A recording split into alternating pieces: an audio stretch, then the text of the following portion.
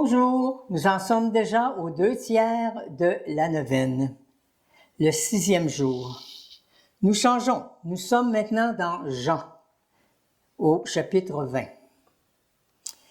Marie-Madeleine se tenait près du tombeau, au dehors, tout en pleurs. Et en pleurant, elle se penche vers le tombeau.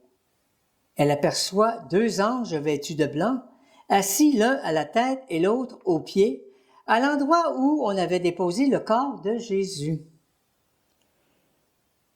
Il lui demande, « Femme, pourquoi pleures-tu? » Elle leur répond, « On a enlevé mon Seigneur et je ne sais pas où ils l'ont déposé. » Ayant dit cela, elle se retourna.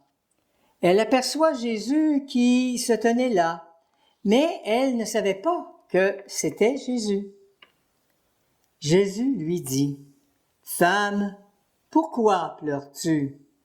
Qui cherches-tu? » Le prenant pour le jardinier, elle lui répond, « Si c'est toi qui l'as emporté, dis-moi où tu l'as déposé, et moi, j'irai le prendre. » Jésus lui dit alors, « Marie. » S'étant retournée, elle lui dit en hébreu, « Rabbouni », c'est-à-dire « Maître ». Jésus reprend, « Ne me retiens pas, car je ne suis pas encore monté vers mon Père. Va trouver mes frères pour leur dire que je monte vers mon Père et votre Père, vers mon Dieu et votre Dieu. » Marie-Madeleine s'en va donc annoncer aux disciples, « J'ai vu le Seigneur » et elle raconta ce qui lui était arrivé.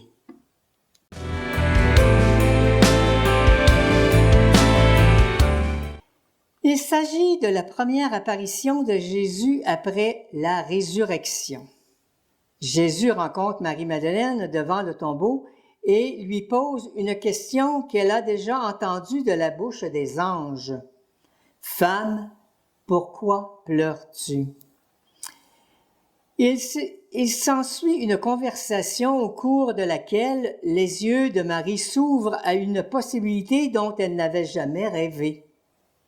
Ses yeux, son esprit et son cœur s'ouvrent à l'espérance de la résurrection de Jésus et elle est changée à jamais.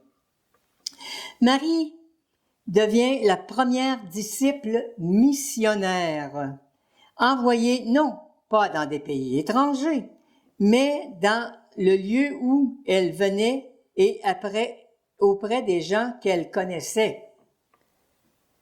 Grand moment Sainte-Anne, tu annonces la bonne nouvelle à tous les pèlerins. Marche avec nous pour trouver les moyens d'annoncer cette bonne nouvelle dans notre vie quotidienne. Bonne neuvaine.